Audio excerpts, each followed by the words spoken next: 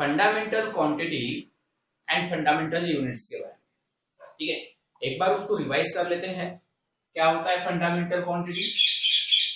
अगर हम fundamental quantity के बारे में जानते हैं,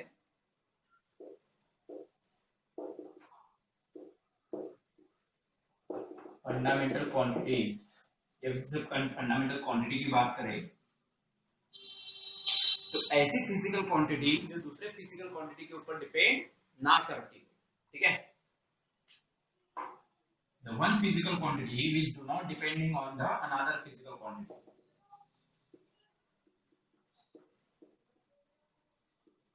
The one physical quantity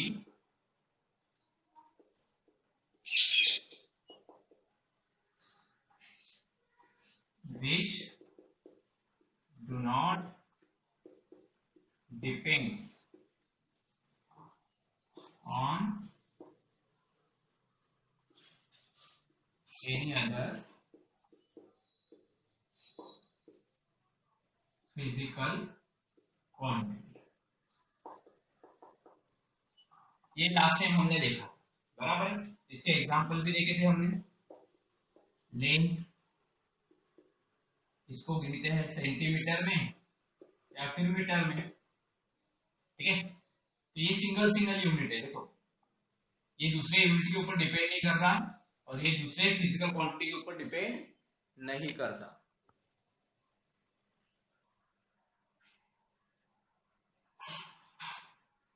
दूसरे फिजिकल क्वांटिटी के ऊपर डिपेंड नहीं करता। लेंथ हो गया, मास हो गया। मास को किस में गिनते हैं हम? ग्राम में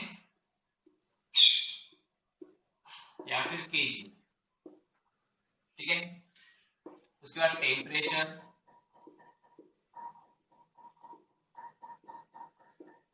इसको एक तो डिग्री सेल्सियस में या फिर केल्विन गिनते हैं। इसके अलावा टाइम हो गया, इसको सेकंड में गिनते हैं या फिर मिनट में गिनते हैं। ऐसे बहुत सारे एग्जांपल हम दे सकते हैं। ये तो बहुत ही अच्छे तरीके से समझ में आ गया हमको कि भाई ये जो है, ये तो बहुत ही अच्छे तरीके से समझ में आ गया ये जो है कि एक फिजिकल क्वांटिटी दूसरे फिजिकल क्वांटिटी के ऊपर डिपेंड नहीं करती और उसका यूनिट जो है नीचे में दिया गया है। एग्जांपल जो है नीचे में दिए गए हैं। अब बात करते हैं फंडामेंटल यूनिट के बारे में, है ना।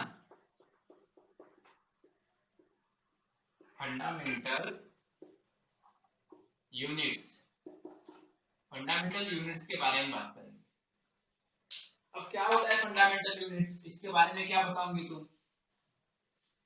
जो फंडामेंटल क्वांटिटी है ना, ये है फंडामेंटल क्वांटिटी, लेंथ, मास, टेम्परेचर, टाइम और भी है। ठीक है, जो ये फंडामेंटल क्वांटिटी है, फंडामेंटल क्वांटिटी के लिए मेजर करने के लिए, फंडामेंटल क्वांटिटी को मेजर करने के लिए जो यूनिट का यूटिलाइज हो रहा है, ये फंडामेंटल क्वांटिटी को यूटिलाइज करने के लिए जो यूनिट का यूटिलाइज हो रहा है मेजर करने के लिए। ओके, ये जो फंडामेंटल, ये क्या है? लेंथ क्या है, मास क्या है, टेम्परेचर क्या है, टाइम क्या है, ये है फंडामेंटल क्वांटिटी। क्या ये फंडामेंटल क्वांटिटी? ये किसी के ऊपर डिपेंड नहीं करता। तो ये फंडामेंटल क्वांटिटी को मेजर करने के लिए जिस यूनिट का यूटिलाइज हो रहा है उस यूनिट को कहते हैं fundamental unit.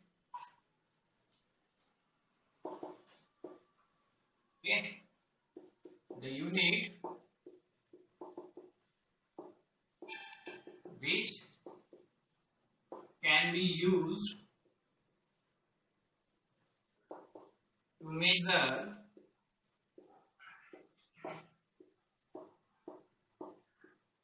fundamental quantity is called fundamental unit.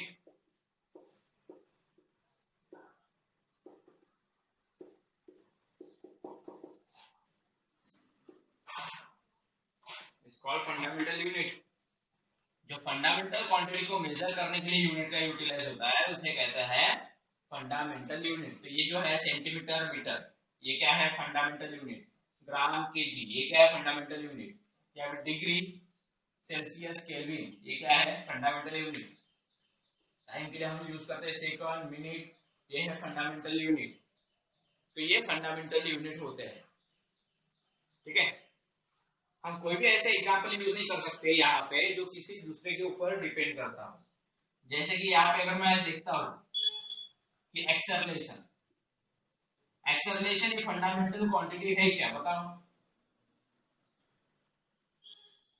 नहीं है भाई, क्यों? क्योंकि इसका यूनिट जो होता है, इसका यूनिट क्या है, मीटर पर सेकंड स्क्वायर। मतलब ये इसका जो लेंथ है, डिस्टेंस है, ये टाइम के ऊपर डिपेंड करता है ना।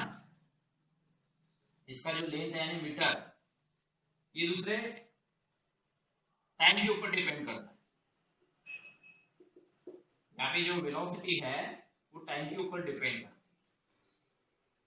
वेलोसिटी जो है वो टाइम के ऊपर डिपेंड करती है। मतलब ये फंडामेंटल क्वांटिटी नहीं है। एक फिजिकल क्वांटिटी दूसरे फिजिकल क्वांटिटी के ऊपर डिपेंड कर रही है तो फंडामेंटल क्वांटिटी नहीं होती, ठीक है। तो कौन सी होती है फिर? कोई ना कोई तो होती होंगी ना। कौन सी होती होंगी? इसे डिराइव क्वांटिटी कहते हैं। नहीं नहीं, इसे कहते हैं डिराइव क्वांटिटी। इसे कहते हैं डिराइव क्वांटिटी। जैसे फंडामेंटल क्वांटिटी है तो उसे कहते हैं डिराइव क्वांटिटी, ओके। एक फिजिकल क्वांटिटी दूसरे फिजिकल क्वांटिटी के ऊपर अगर डिपेंड करती है,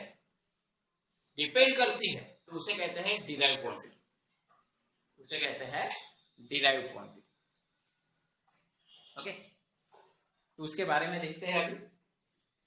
दोनों क्वांटिटी के बारे में हमने जान लिया है, चलो उसके बारे में भी समझ।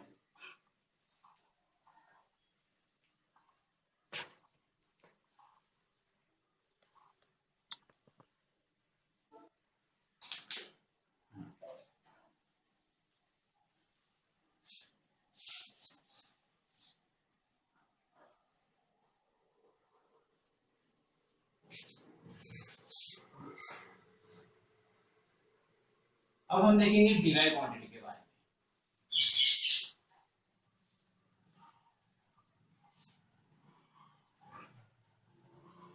अब ये बहुत इजी चीजें हैं जिसे ध्यान में रखनी है तुमको, है ना। कोई हार्ड ऐसा कोई डिफिकल्ट वाली चीज तो है नहीं।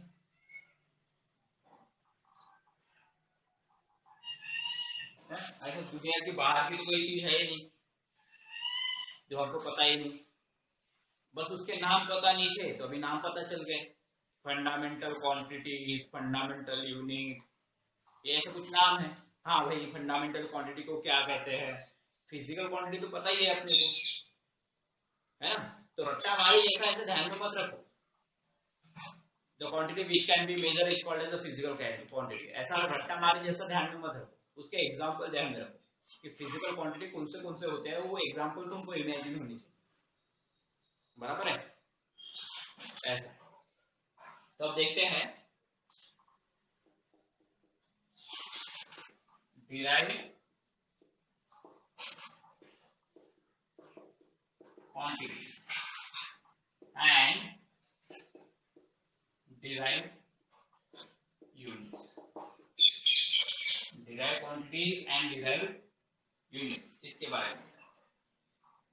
ये उसके उल्टा रहेगा, ये उसके उल्टा रहेगा। यहाँ पे क्या होता है, सिंपल सी बात, मैं बहुत ही सिंपल लैंग्वेज में इसको समझाता हूँ कि भाई डिराइव क्वांटिटी क्या होती है। डिराइव क्वांटिटी क्या होती है, ठीक है, बहुत ही सिंपल है।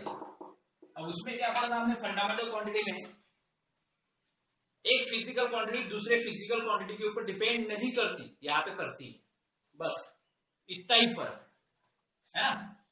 यहाँ पे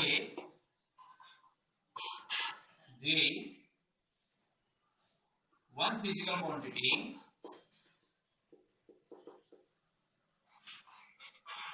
वन और मोर, ठीक है, ऐसा भी लिख सकते हैं, या फिर वन और मोर physical quantity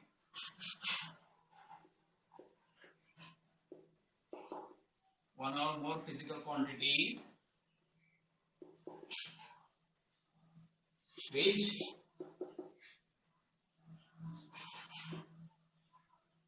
depending on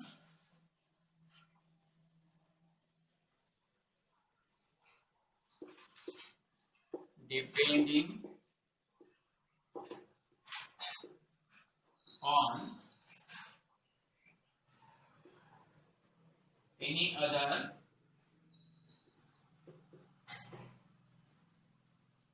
physical quantity.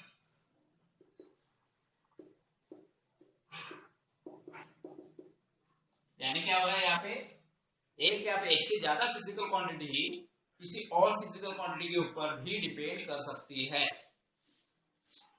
बराबर है। तो उसी को हम क्या कहेंगे, डिराइव क्वांटिटी, ठीक है, उसी को हम कहेंगे derive quantity. Is called derive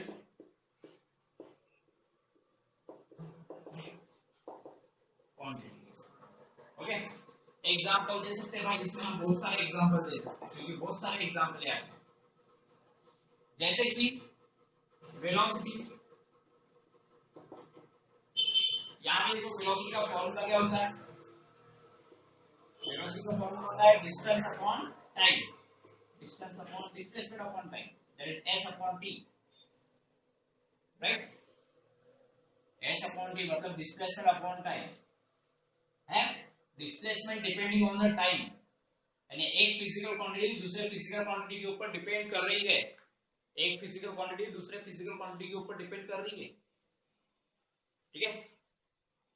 इसका यूनिट क्या होगा, मीटर पर सेकंड, यूनिट भी देखो मीटर सेकंड के ऊपर डिपेंड कर रहा है, बराबर है। ये हो गया एक एग्जांपल। दूसरा एग्जांपल क्या है, हम दूसरा एग्जांपल ले लो यहाँ पे एक्सेलरेशन का।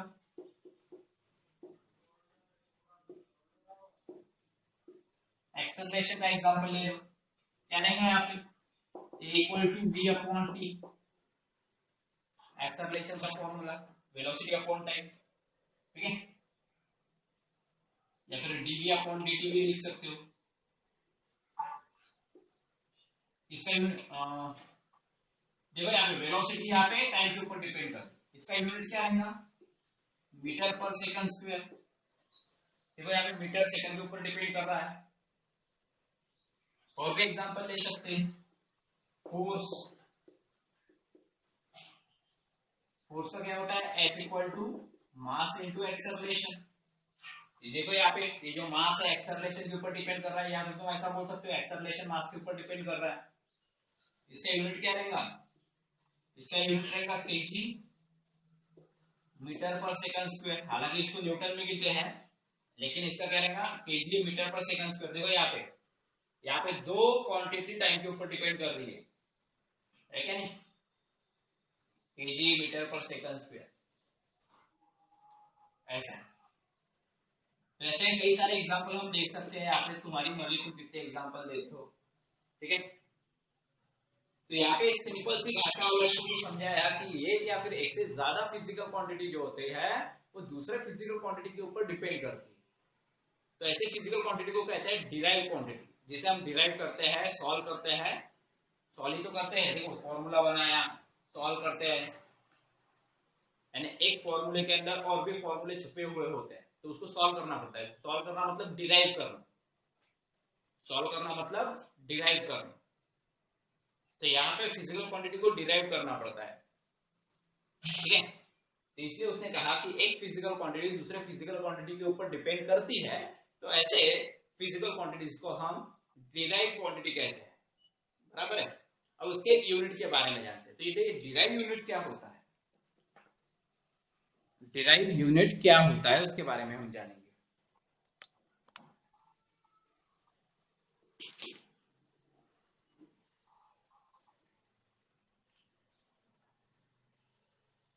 यहाँ पे किसी को डाउट है,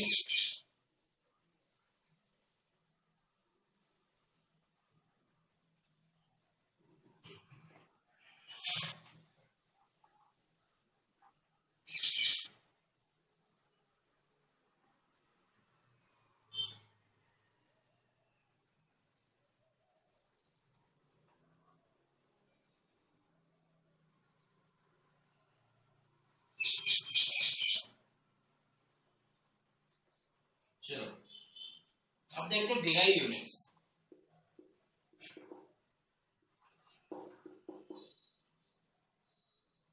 बहुत ही सिंपल है, डिराइव यूनिट क्या आएगा?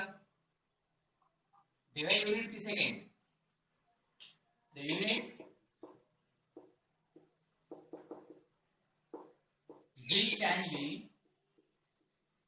which can be used to measure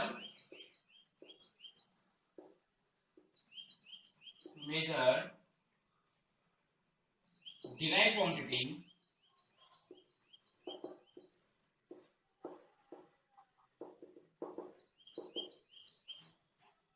is called derived unit। बहुत सिंपल भाषा में, ठीक है। ऐसे यूनिट, ठीक है, जो डिराइव क्वांटिटी को मेजर करने के लिए यूटिलाइज होते हो, डिराइव क्वांटिटी को मेजर करने के लिए यूटिलाइज होते हैं। जैसे कि वेलोसिटी को मेजर करने के लिए कौन सा यूनिट होता है? वेलोसिटी को मेजर करने के लिए कौन सा यूनिट होता है? मीटर पर सेकंड, बराबर है। फोर्स को मेजर करने के लिए न्यूटन बोल सकते हो या फिर केजी मीटर पर सेकंड स्क्वायर, बराबर है। ये भी यूनिट होता है, ठीक है। तो अलग अलग यूनिट को, सॉरी, अलग अलग फिजिकल क्वांटिटी को मेजर करने के लिए जो यूनिट यूटिलाइज होते हैं, बराबर है। डिराइव क्वांटिटी वाले फॉर्मूलेस को मेजर करने के लिए जो यूनिट का यूटिलाइज हो रहा है, उस यूनिट को हम डिराइव यूनिट कहते हैं, है ना। The unit which can be used to measure the derived quantity is called as a derived unit। Okay, it's called as derived unit। ठीक है, बहुत ही सिंपल भाषा में तुमको समझाया। एग्जांपल ले सकते हैं। एग्जांपल क्या है? मीटर पर सेकंड, ये वेलोसिटी के लिए है ना। इसके लिए रहेगा ये वेलोसिटी के लिए। मीटर पर सेकंड स्क्वायर ये किसके लिए रहेगा? एक्सेलरेशन के लिए।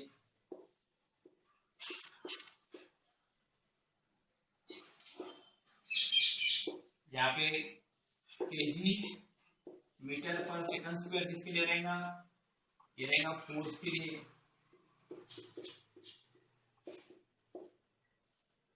एक्सेट्रा, ठीक है। तो ये हो गए डिराइव यूनिट के बारे में।